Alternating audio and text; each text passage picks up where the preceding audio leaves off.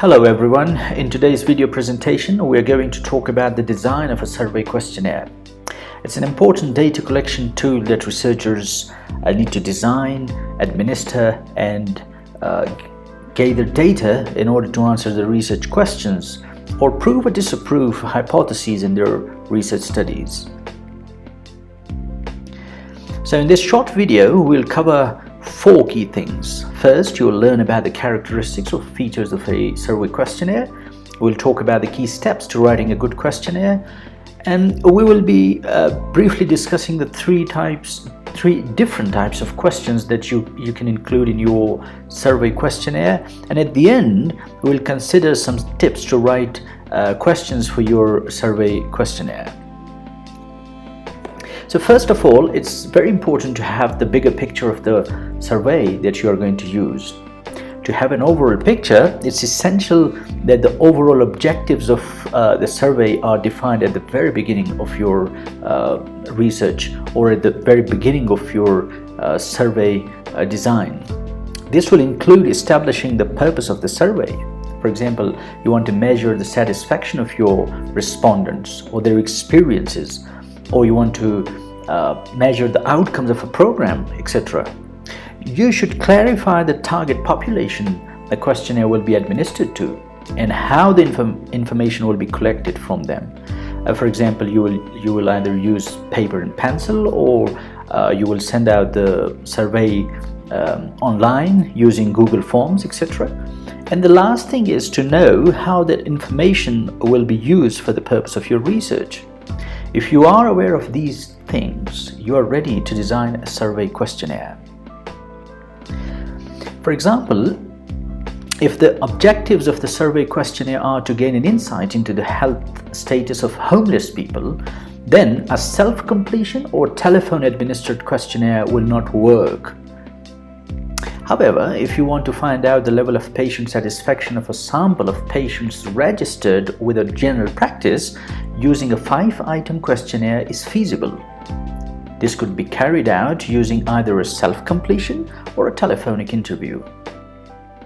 You need to consider the availability of resources that include the costs, the staff to conduct interviews or handle administrative tasks. You need essential research skills and time to develop and administer the questionnaire. Enter the data, code the data, and analyze the data. These are all different skills that you need to be equipped with.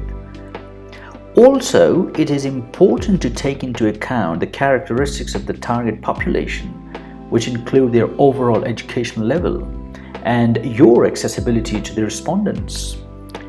If the potential respondents are geographically widely dispersed, then face-to-face interviewing will be impractical and very difficult, and thus a questionnaire will be a useful tool.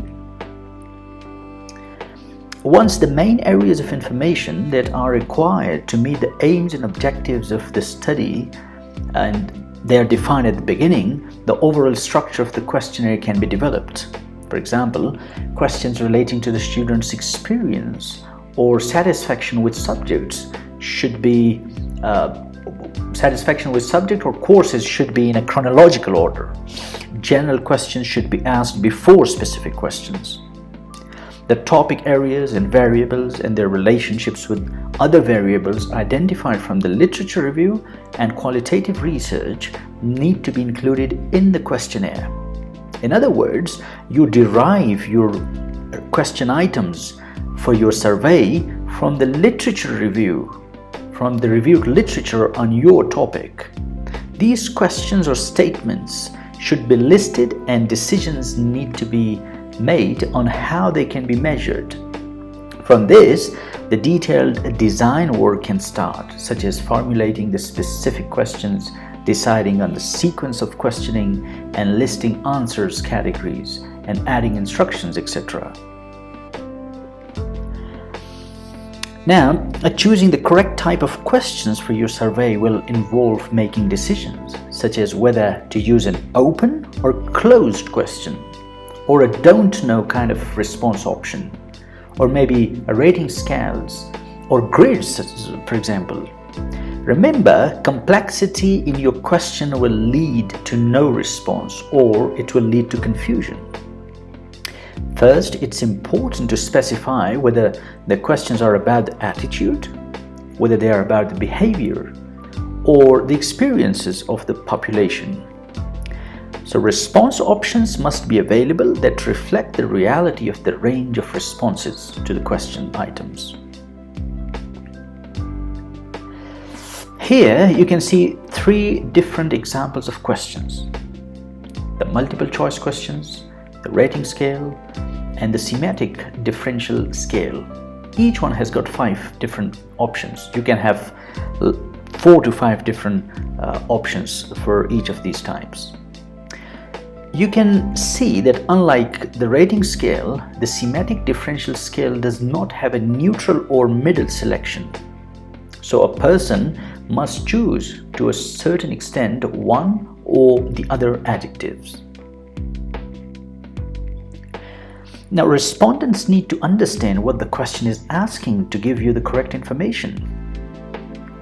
So the questions need to be precise and concise. A well-crafted question needs to be no longer than 20 words. And you need to keep that in mind, no longer than 20 words. It should be written using plain and simple language. The question should ask one question at a time. For example, how would you rate the receptionist's helpfulness? This is the question. And it's a simple and straightforward question with no confusion. But look at this one. How would you rate the receptionist and doctor's helpfulness? This is not acceptable. This is called a double-barreled question.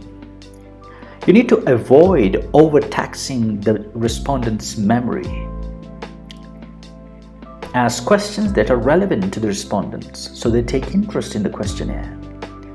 Ensure what we are asking the respondents is clearly communicated to them, so the instructions need to be very clear. Use simple language. Avoid the use of technical terms, professional jargon, and abbreviations. Avoid words that may be more than one that may have more than one meaning. For example, dinner. Avoid questions that are not sufficiently specific. For instance, how well do you manage your diabetes? So you need to be specific. Avoid ambiguity, such as what kind of day has it been for you? So it's not clear what actually you're asking here. Keep the maximum number of words in a question to approximately 20, as stated earlier. Avoid double-barreled questions, as I mentioned earlier. Avoid double negatives, a negative statement followed by a disagree response. Look at this example. I feel there is no one I'm close to. So you can't have a disagree response here. So avoid these kind of questions. Avoid leading questions, such as many students think that exams are too hard, do you? Avoid the use of loaded words and concepts, such as those which are emotionally colored and suggest a feeling of approval or disapproval. Don't use these big words. Avoid the use of presuming questions, such as how long did you have to wait the last time you visited your local accident and emergency department? So you need to be very specific, precise, and concise. Pay close attention to the physical layout and what might appear to be trivial issues. The placement of skip or filtered questions, overly crowded design, visual and graphic images, and the misalignment of response boxes. You need to pay close attention to all these different things. Specific questions should follow on from general questions. Demographic questions, such as age, sex, education, and race, should be placed right at the end of the questionnaire, not at the beginning. Whenever possible, questions should be ordered from easy to difficult in the questionnaire. It's very important that you begin with easy questions and move on to the more difficult ones. Questions should be blocked by topics. Avoid splitting a question or its response options across 2 pages. The apparent relevance and salience of opening questions can influence respondents' motivation to complete the questionnaire. So, relevant and important questions should be placed close to the front of the survey questionnaire. Pre-test the questionnaire. Pretesting the questionnaire can highlight any problems with it. It's very important that you know the problems that they exist in your question or questionnaire. So pre-testing the questionnaire can highlight any problems with its length, understanding, or missing questions, etc. Pre-test can be carried out on a small sample of the target population. Now, don't confuse pre-testing with piloting, because pre-testing is checking out just the questionnaire, and a more valid approach is to conduct cognitive debriefing interviews with 10 or so people who are representative of the target population to identify weaknesses in the wording of questions and questionnaire layout. Regarding piloting, pilot studies test the whole administrative procedure of using the questionnaire in a smaller but representative sample of the participants before the main study. In piloting, the main purpose is to test the whole questionnaire, a letter of introduction, instructions to participants, reminder letters, etc. It is a kind of small-scale test of the main study. The practical value of a questionnaire depends on the reliability and validity of the information it collects. Reliability refers to how well data collected by using a questionnaire can be reproduced. A common indicator of reliability is test and retest reliability. Validity, on the other hand, is how well the questionnaire measures what it is intended to measure.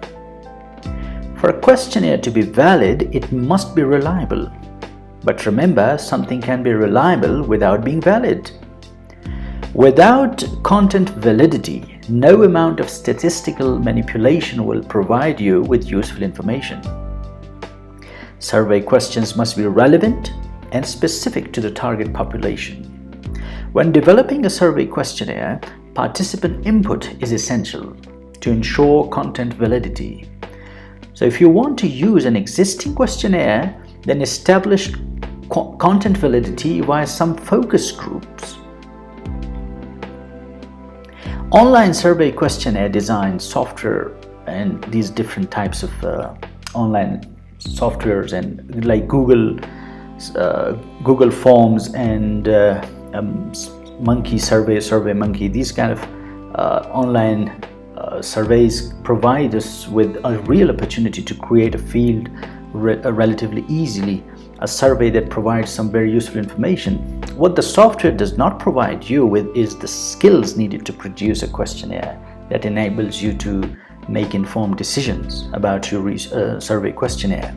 Whether a paper and pencil or online questionnaire, a badly designed questionnaire is not only a waste of time for you, but also for the respondents in giving you information that in most cases will not provide the real answers you want. Respondent involvement is a great start in developing your survey, and you should always be ready for that. You should always begin your survey, designing of your survey questionnaire by involving your respondents. Nevertheless, it does not prevent the common mistakes generally found in questionnaires designed by the non-experts. Sometimes these mistakes can be rectified by an expert eye, costing little and ensuring that you will be getting reliable and relevant information. However, in many cases, it's back to the drawing board, costing time and money. Thank you very much for watching this video. I will be back soon with another video. Please don't forget to subscribe to my video channel to learn more about academic research. Goodbye.